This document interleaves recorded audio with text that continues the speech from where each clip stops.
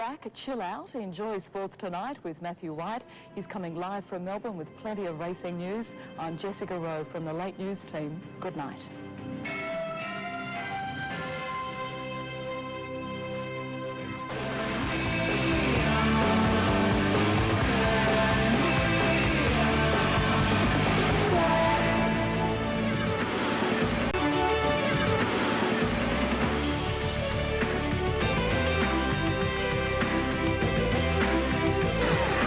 In sports tonight, the long haul stops another overseas raider from running the Cup. It's Cup Week, a week of pure racing and much more. Springtime. It's when Melbourne blossoms and Flemington booms. When Australia dresses up and down, heads to the track and says, let's party. And when these amazing thoroughbreds stare down the turf and declare, let's race.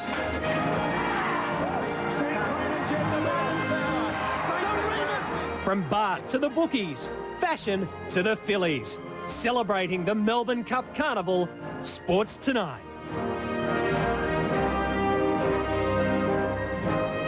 Well, there are still 3 imports left in the field, but once again, the Melbourne Cup is proving that if the race doesn't get the international invaders, the trip to Australia normally gets them first.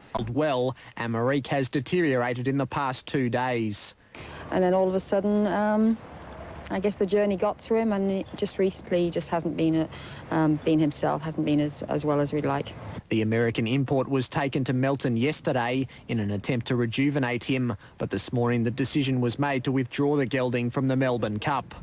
But Amarique remains for sale and is still likely to make Australia his permanent home.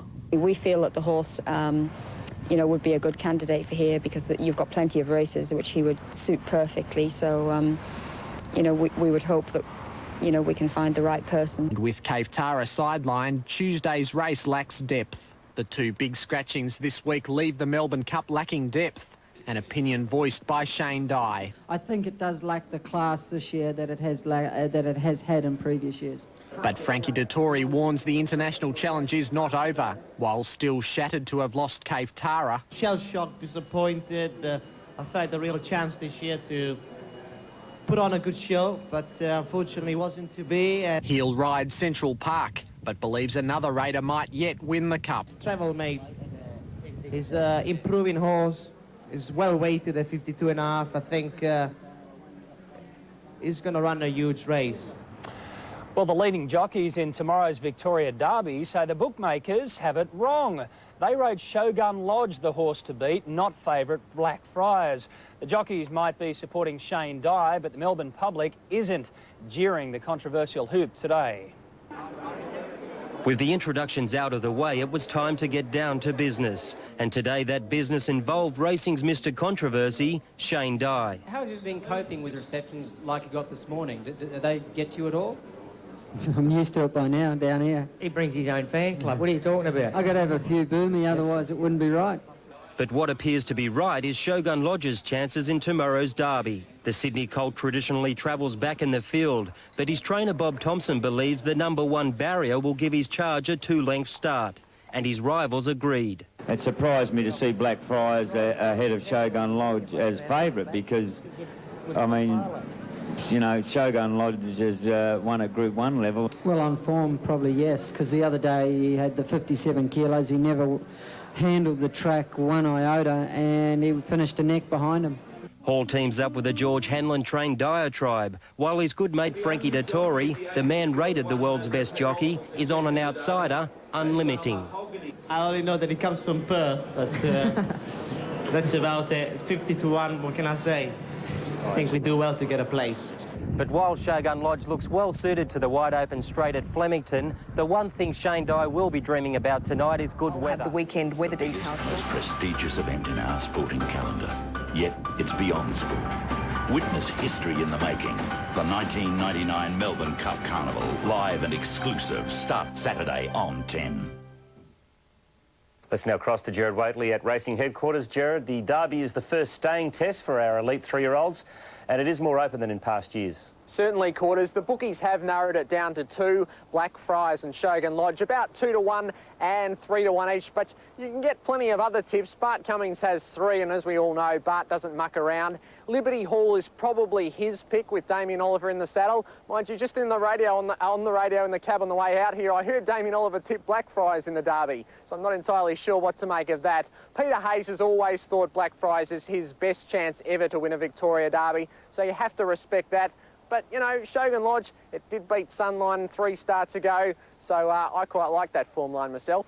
Also an important day for some Melbourne Cup hopefuls. Certainly. In the McKinnon, Tie the Knot, he'll run favourite, of course. The McKinnon is always a good guide to the Melbourne Cup. Last year, Champagne won, and she, of course, looked like she would win the Melbourne Cup for all money with 100 to run. She ended up running second. Intergaze, probably the forgotten horse in all Melbourne Cup discussions after his terrible run in the Cox Plate. He'll run. If he runs well, he will go into the Cup. A number of other Melbourne Cup chances, including a couple of other of Bart Cummings go round there. The Saab Quality is the other race. The first 2 place getters go automatically into the Melbourne Cup.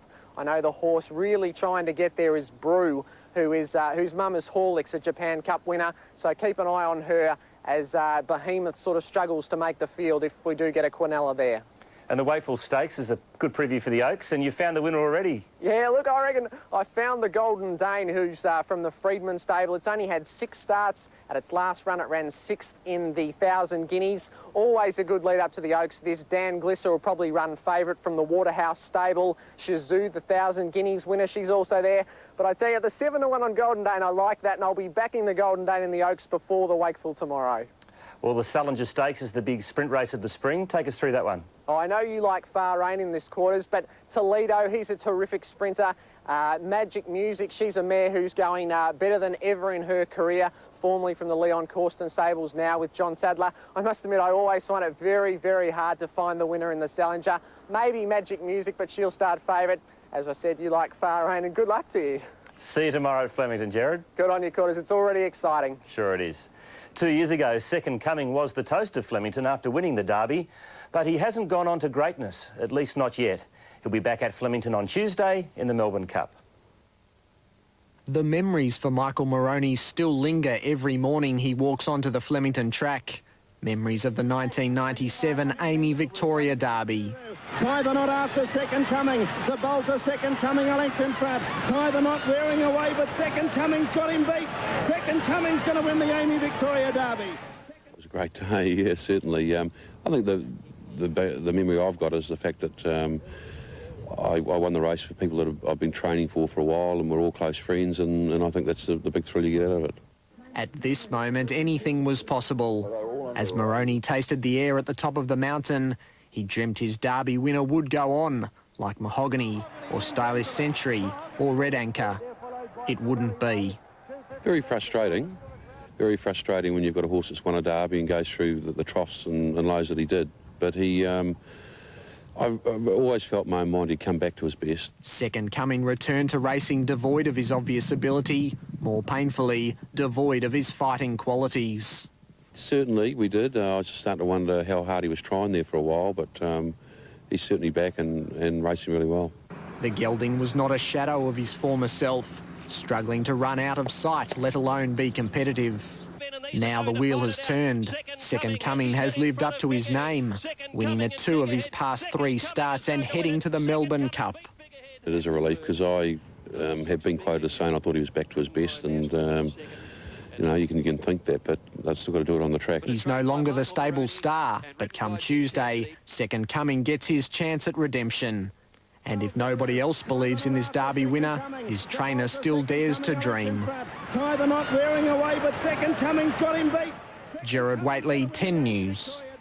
And Gerard has struck a bit of tipping form just at the right time. In tomorrow's feature race, the Victoria Derby, he likes number 1, Shogun Lodge. His best bet is in race 4, Damien Oliver's Mount Rose of Dane, and he's sticking with the inform Oliver for his lucky long shot. Race 5, number 7, the Golden Dane. To emphasise his ability, Dye says Shogun Lodge should replace Blackfriars as favourite for the $1 million Victoria Derby. At this time of year, the class horse always prevails. Darren Linton, 7 Nightly News. A regular Friday night tipster Ron Dufficy at Flemington to talk about tomorrow's big 3 races. Well, Ron, Derby Day, one of the best days racing, the best 3-year-olds in the land. Let's waste no time and find us a winner. I'm pretty confident with the Peter Hayes trained Blackfriars, Matt. I think he's got the pedigree and the stamina to win a race like the Derby. Love the way he won last start, the way he hit the line. He'll stay all day. Of course, it's $1 million race over 2,500 metres, so number 4's your pick. What about the placings? I thought the dangers would definitely Shogun Lodge. He's the class horse of the field. He's got superior acceleration. If it's a slowly run race, it'll play into his hands, and he has got barrier 1. And the other chance is Freemason, number 2. He's been set for this race all along since winning the TJ Smith Group 1 in Queensland over the winter, and John Hawkes will have him peaking. So 4, 1 and 2, just recapping Ron Dufficy's tips there for the big one, the Victoria Derby, won last year by Arena and Larry Cassidy. Now race 7, of course, is the McKinnon Stakes, and normally we're looking here at a Melbourne Cup form guide, but you're going away from the Cup horses in this one. Well, Tie the Knot and Intergaze have obviously been trained for 2 mile. They're set to peak over that distance on Tuesday, so I'm just swaying away from them. I like the credentials of Referral. $500,000 race, the McKinnon number 4 Referral. I thought the dangers could come from the New Zealander Sent Home. He's got a sensational record, this horse. Won 2 Group 1s at his past 2 starts. And for 3rd, Northern Drake. Now, he's had a little bit of a problem, but if he's overcome that, we know how good he is. So 4, 12 and 3 for the McKinnon. And, of course, race 8. This is a great race, isn't it? 1,200 metres, the Salinger Stakes. Yeah, it's a real scamper. I think John Size and Mick Dittman can combinate here for John Size's first Group 1. That's number 2. What about the placings? I thought the dangers could come from Toledo, especially if he gets a dry track. He's a real dry tracker. And an up-and-comer called Far Rain. He's only had 4 starts for 3 wins, but keep an eye on him. 2, 1 and 16 in the Salinger. OK, the best bet for the entire day. We've got 8 races on the card. There's a very exciting horse in race 2, a horse called Favalon, a Queenslander. He's unbeaten in 6 attempts so far, and he'll make it 7 out of 7, put it that way. Race 2, number 1, is Ron's best bet. Have a great Derby Day. Thanks, Matt. Good on you, Ron. There he is. Now, if you don't fancy following Ron's tip for the Derby, we'll give you another one. This one courtesy of Mark Reed. And Mark reckons the smart money is for Diatribe, ridden by G. Hall, trained by George Hanlon. That's race 6, number 3 for the Derby. Sydney racing is at Canterbury, and the selection there is Buena Vista, race 2, number 2 for Sydney. And for Brizzy, try race 1, number 2. He's firm to $3. We think he's under the odds at that. Diatribe's the best backed runner apart from the favourite. He's $5. Shane Dye's on board Shogun Lodge. It's $5.50 and great value. The Bart Cummings trained Cloth of Gold, well backed at $11. Freemason and Liberty Hall on the same line. Melbourne Cup favourite Tie the Knot tops our market at $2.75. He might prefer it a bit longer, but is all class. Northern Drake missed the Cox Plate and with Grant Cooksley on board is returning $6. Jim Cassidy's mount, Oliver Twist, showing $8, was an impressive last start winner. New Zealander Sent Home is a real chance at $9. It's been set for this. Referrals also $9, and don't discount Intergaze or Aerosmith, both $11. Rabor at $34 has followers for the Melbourne Cup. This mightn't suit. OK, now, you wouldn't want to be losing too much coming into the Salinger Stakes. There's 16 starters. They've all got some hope. Here at Flemington again, what a wonderful course this is. Johnny Letts joins us, and of course it's VRC Derby Day tomorrow. Lettsy, it's great to be alive.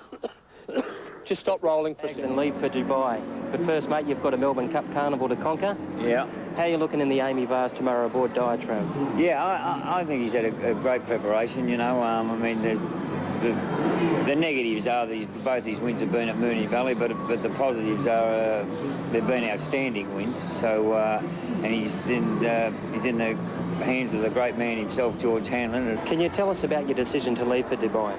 You know, it got to a point where it was going to be that there was no.